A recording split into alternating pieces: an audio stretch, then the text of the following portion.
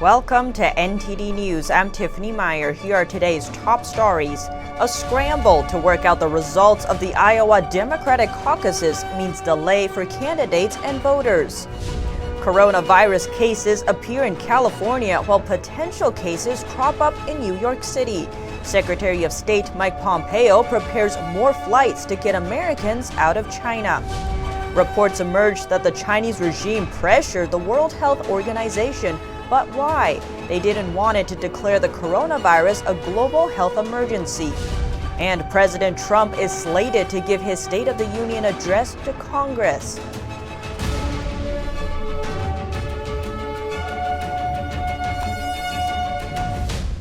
The Iowa Democrat Party said today its caucus result delay was due to quality checks and inconsistencies in some reporting. They said the problem was not a result of a hack or an intrusion. Results are expected to come through sometime today. A delay to the results of the Iowa Democratic Caucus. Tens of thousands of voters poured into schools, community centers, and other public locations around Iowa. Voters spent hours sorting through a field of nearly a dozen candidates Monday night. Des Moines, Iowa is the first caucus in the run to find the Democrat that will take on Republican President Trump in this year's election.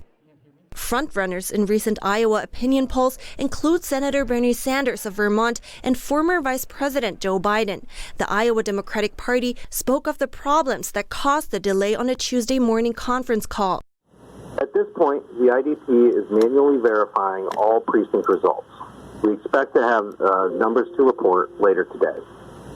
We want to emphasize that this is a reporting issue, not a hack or an intrusion. He said the process of validating data against the paper trail was taking longer than expected. Tom Courtney, the Democrats' co-chair of Des Moines County, said the app created for caucus organizers to report results had contributed to these issues. Some caucus organizers were forced to call in results for the state party to record manually, introducing the potential for human error. The confusion and delay over results has led some to question the integrity of the process.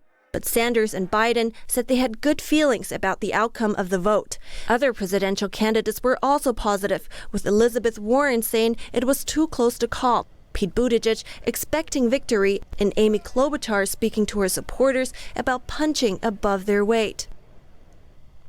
The president will give his State of the Union address this evening. Last year's speech reportedly drew in 46 million viewers. It is slated to start at 9 p.m.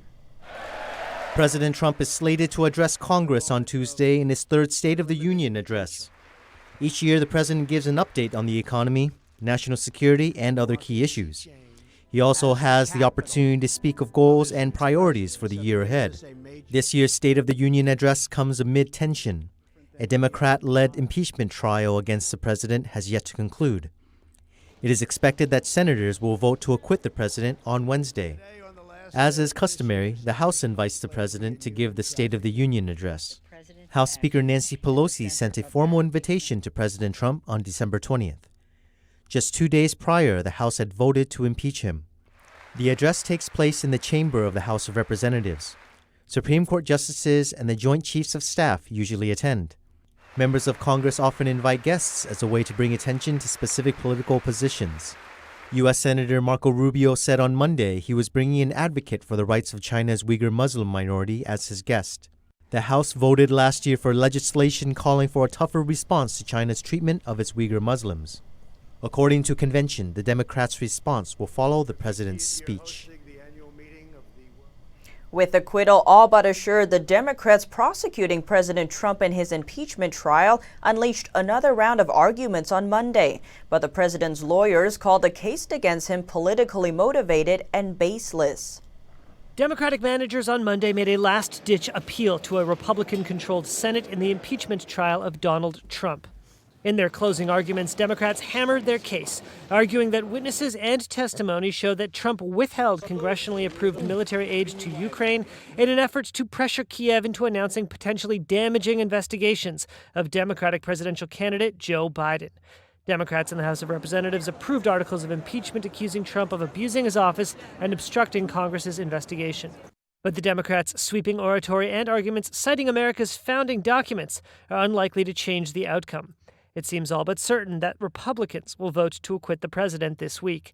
Most Republicans have said they don't believe the actions alleged by Democrats merit removing Trump from office. These articles fail on their face as they do not meet the constitutional standard for impeachable offenses. No amount of testimony could change that fact. And Trump's legal team on Monday presented an unwavering defense of their client, attacking the case as illegitimate, partisan, and an effort to subvert the will of the voters. We put our faith in the Senate because we know you will put your faith in the American people. You will leave this choice to them where it belongs. A final vote to convict or acquit is expected Wednesday. 2 recent cases of coronavirus in the U.S. are a couple from San Benito County. The pair was transported to a hospital in San Francisco on Monday. 3 other suspected cases have cropped up in New York City. According to a department statement, a couple from San Benito County, both confirmed to have the coronavirus, represent no elevated risk to the public. The pair remained at home before being hospitalized in San Francisco, therefore posing a low risk to the community. In New York City, 3 people are being tested for the virus, including 1 patient who is hospitalized. Authorities say the 60-year-old had fever symptoms and shortness of breath, but is in a stable condition. The 3 patients all had recently been to China, but the authorities say it is not yet confirmed that they have the virus. Local health authorities are taking the possibility seriously, and they are well prepared. Health officials are telling New Yorkers not to be overly concerned. Secretary of State Mike Pompeo said on Monday the U.S. will have more flights heading to China to bring Americans back home from the epicenter of the outbreak. And the man who became the first U.S. patient infected with the coronavirus from China has left the hospital.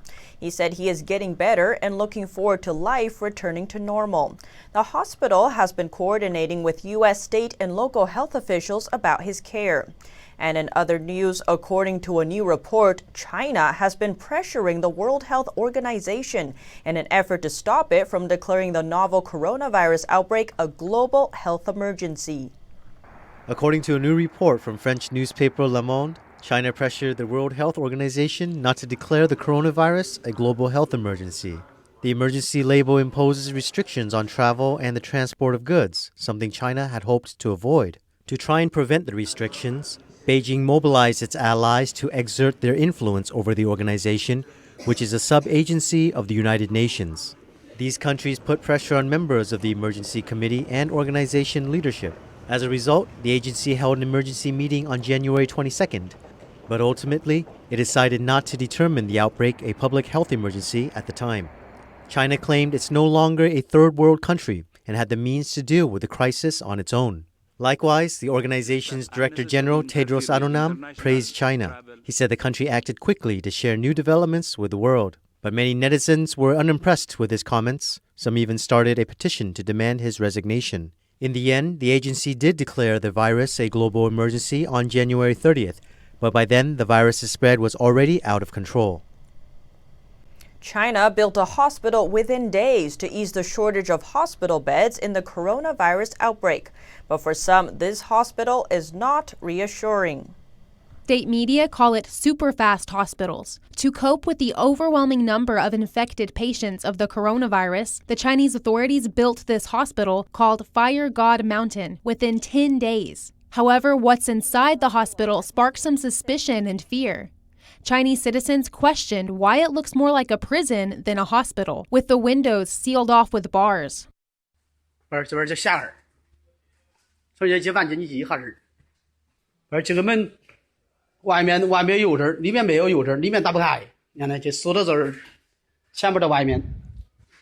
The hospital is in the charge of the Chinese army. NTD's China expert says that this could further reduce outside access to the true situation of the epidemic. The Huashanshan Hospital is taken over by the Chinese military, meaning all of the medical staff will be from the military. In that case, all the data and information in the hospital could become a military secret. The outside won't know it. The internal staff won't disclose it, because whoever did so could be charged with disclosing military information and could be sent to military court. 涉嫌泄露军事机密，他可能要因此而上军事法庭。它就像一个黑洞一样。 It's like a black hole. People on the outside won't know how many patients went in there, won't know how many people have disappeared. He said, given China's human rights record, the risk to patients' basic rights are also of concern. At this stage, when the epidemic is out of control in China, when the communist authorities are under huge pressure, it's possible for the regime to test some kind of new therapies on patients. He said China is also under pressure to try to prevent the international community from taking further measures to control the disease. Like evacuating foreign citizens in China, or further cutting off trade relations, which can all have a very big impact on China's economy. Chinese stocks plunged 8% on Monday, marking its worst day in years. The Chinese regime also accused the U.S. of its barring entry to foreigners from China as overreacting. Reporting by Penny Zhou, NTD News. A local resident at China's coronavirus outbreak epicenter took a video of body bags piled inside a funeral home van. The man was arrested by police for releasing the video. Just a warning, some people may find the images upsetting. NTD's Juliet Song has the story. 5 more bodies in 3 minutes and another dying in the hospital. Inside China's outbreak center in Wuhan, a local resident found 3 body bags piled inside a funeral home van, which was parked inside the city's number 5 hospital. And a warning, some viewers may find clips of the scene distressing.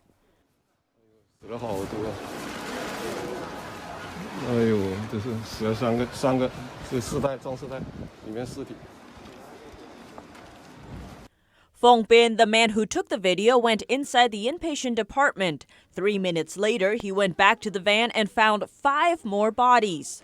这武昌殡仪馆这里面尸袋，刚才我照给你们看了，现在又多了。刚才3个，现在我数一下啊，尸袋，1、2、3、4、5、6、7、8，有8个。哎呦。 Bin later went inside the hospital and saw another man dying on a hospital bed. The man's son was in so much distress that he became out of breath. Bin's video went viral, but on the same day, police arrived to arrest him.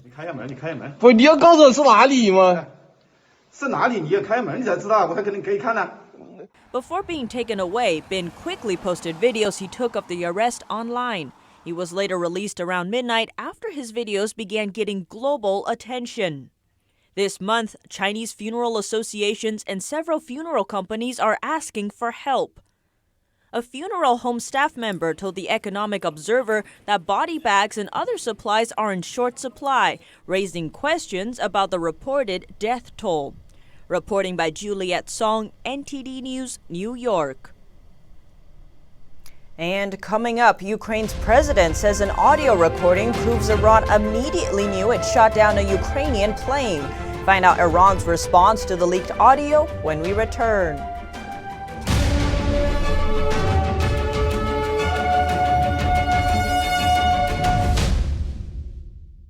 When you look at TV networks in America, a soundbite and fight-it-out culture prevails on news and commentary programs. As a Canadian, I'm fascinated with America, and I wanted to offer American thought leaders an opportunity to share their thoughts in a deep dive format, where we can explore their ideas together. And so American Thought Leaders was born. The world's most brilliant thinkers believed that open discourse was the key to greatness. However, all around the world, we see that discourse is being stifled and political agendas have subverted media. The Epoch Times launched its Global Thought Leaders program to bring back this great tradition of free thought. As the host of American Thought Leaders, every week I interview some of the most intriguing minds on the most pressing issues of our time. Be sure to check out our new episodes every week.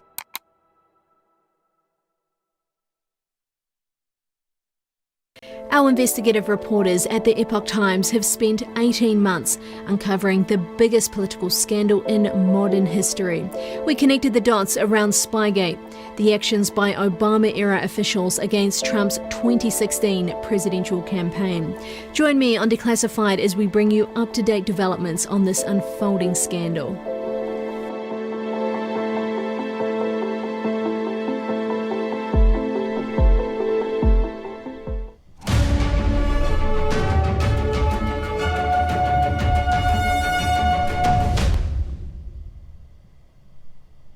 Now to Syria. The death toll from Turkey's retaliatory attacks on Syrian government troops has climbed to 76. The conflict between them threatens to test ties between Ankara and Moscow. Turkey's defence minister and his commanders met on Monday with much to discuss. Earlier, 8 Turkish military personnel were killed in shelling by Syrian government forces in the northwest Syrian region of Idlib. Turkey retaliated. It says 54 targets in Idlib were hit. The death toll has jumped to 76. The minister says they were, quote, neutralised. The fighting threatens to test ties between Turkey's President Erdogan and Russia's President Putin. They have a close relationship on defence, but though they work together elsewhere in Syria, they're on opposing sides in the fighting in Idlib. Turkey dispatched a military convoy on Monday to reinforce its observation points in Idlib, according to a private news agency. The Syrian Observatory, a monitoring group based in the UK, says some 320 Turkish trucks and military vehicles had also entered Idlib the day before. Turkey says they were meant to prevent clashes there, but were instead hit by Syrian shelling. Russia says the Turkish units came under fire from Syrian government forces after moving without notifying Moscow first. Turkey denies this and says it coordinated its military movements with them. Speaking in Kiev on Monday, where he met his Ukrainian counterpart, President Erdogan said Turkey is making Syria pay the price. Idlib is the last big rebel stronghold after nearly 9 years of war in Syria.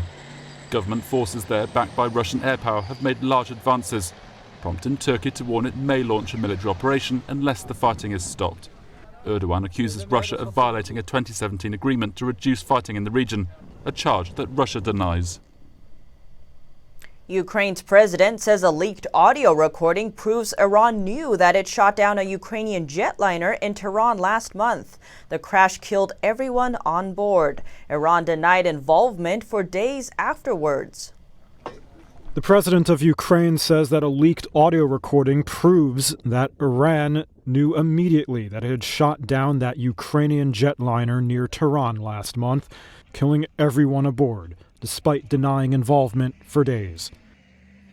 President Volodymyr Zelensky made the comments during a visit by Turkish President Tayyip Erdogan. It comes a day after a Ukrainian news channel aired what appears to be the air traffic control tower talking to another passenger jet, an Iranian one, shortly before the incident. The pilot can be heard saying that he saw what appears to be a missile in the air. The tower tries to contact the Ukrainian jet with no response. The pilot then reports seeing a huge explosion. 176 people were killed. The Iranian government is decrying the leak. It says that as a result, it will stop sharing evidence with Kiev investigators. Ukrainian International Airways Flight 752 is said to have been shot down accidentally during Iran's standoff with U.S.-led forces last month. Iran had launched missile strikes on Iraqi bases just hours before. Iran says it worked as quickly as possible to determine the cause of the incident, and the Iranian commander who first acknowledged the missile strike has said that he informed authorities the same day. Meanwhile, President Zelensky also says that Iran offered to pay $80,000 to each family of the victims.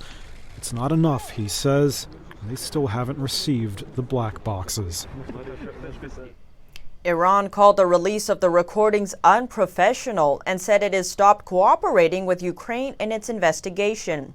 And in other news coming up, the French National Library holds a huge exhibit on the author of The Lord of the Rings. Find out what rare items the exhibit holds after the break.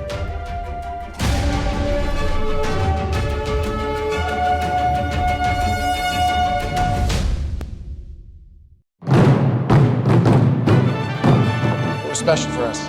Bring your family, let your children experience this. I know my daughter just loves it. When the curtain first opened, I looked out at her face and she was amazed by what she saw.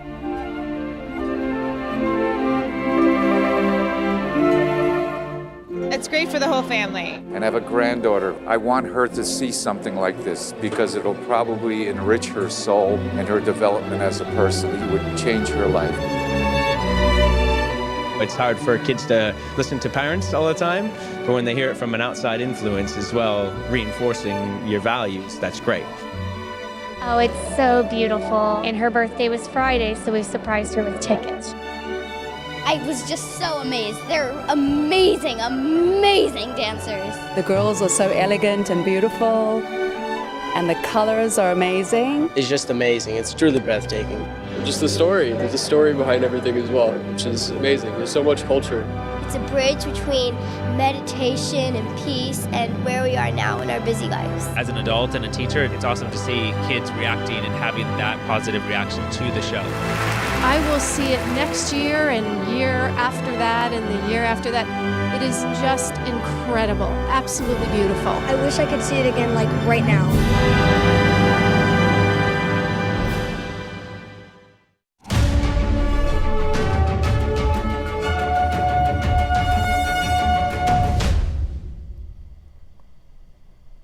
Louisiana's pelicans and seabirds impacted by the 2010 BP oil spill will now have a much larger area to build their nests. A Louisiana island that provides a crucial nesting ground for pelicans and other seabirds is being restored to nearly its former size. Decades of coastal erosion and an offshore oil spill 10 years ago reduced it drastically. Around 6,500 brown pelicans and 3,000 smaller seabirds use Queen Bess Island as their summer nesting ground. The island had shrunk from 45 acres to just 15, but just 5 acres were left suitable for the birds to nest. A new project is restoring much of the lost land. In a few days, the birds are going to return, and when they do, they'll have about 36 acres to find places for their nests. About 1,000 of the island's birds died in the BP oil spill in 2010. The money to restore the island flows from a $20 billion settlement with BP. Over 100 million gallons of oil spilled into the water. It eventually reached Queen Bess Island and ruined the nesting grounds. And the BP oil spill also covered this island, so it smothered a lot of the vegetation, which expedited the amount of wetland loss we had out here. Queen Bess is one of Louisiana's largest nesting areas for brown pelicans. It holds up to a fifth of the state's nests. The birds will now have a more spacious area to call home during nesting season. On January 17th, the last son of the Lord of the Rings author J.R.R. Tolkien passed away. He was the heir of Tolkien Empire and spent his whole life bringing together thousands of pages and original work from his father. Our French correspondent David Vives explored the Tolkien universe at the largest exhibition held on his work in France. The greatest journeys begin with the first step. In 1937, when John Ronald Reuel Tolkien became so bored from revising his students' work that he wrote the first sentence of The Hobbit. I remember picking up a paper and actually I nearly gave an extra mark for it, extra 5 marks. It in one page of this particular paper was left blank. Nothing to read, so I scribbled on it. I counted one. In a hole in the ground there lived a hobbit. The Lord of the Rings books began as a sequel to The Hobbit. They tell the story of a little man's adventures to destroy an evil ring. The story would go on to grant his author renown. It became the basis for a fantasy universe with its own races, places, and languages. The National Library of France is holding the largest exhibition ever made about Tolkien. It has on display nearly 200 original letters, maps, drawings, and manuscripts. Tolkien's work has roots in antique traditions such as the Trojan War or Atlantis. We also find German Romanticism and its passion for nature. And there's influences from popular old tales in The Hobbits or the Black Riders. Similar figures are very present in European stories. Tolkien's first expertise is in the study of medieval literature. Here, he found inspiration to create numerous languages with their own words and particular pronunciations. Medieval literature featured the battle between good and evil in explicit ways. Tolkien was deeply Catholic. Though his faith isn't foregrounded in his works, there are symbols borrowed from religion. An invisible torch, as Tolkien expert Leo Carruthers said, It really echoes Christian values like charity and mercy, and some characters follow biblical archetypes and figures. The maiden can be seen in the elf Galadriel, Christ in Gandalf and his resurrection, and Frodo, who bears his sufferings. Tolkien participated in the First World War in France, where he saw many of his peers dying.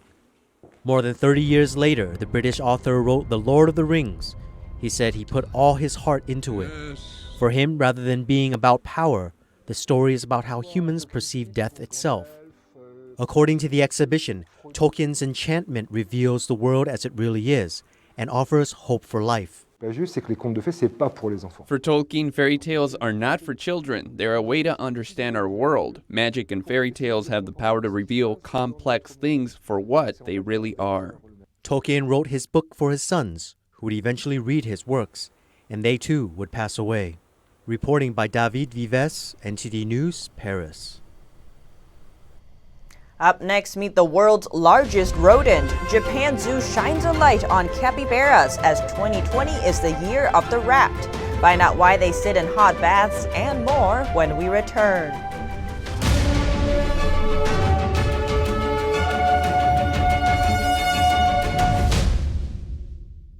We are being censored. America's news outlets no longer provide the truth. 90% of news outlets in the United States are controlled by 6 corporations. They're not out to tell you the truth of what's happening. They're out to tell you the picture of the world that they represent. The mission of the Epoch Times is to chase the truth, to ground all statements in facts, and prevent people from being misled. The Epoch Times is independent. We're not controlled by any special interests, and we never will be. The Epoch Times is a non-partisan media. That means we don't stand for any political party. This is a battle between truth and deceit, a battle between forces that would ensnare this country in ignorance, and between a media that wants to present you with the truth. Subscribe today and join the Americans who are seeking truth and tradition. We'd love to have you on board.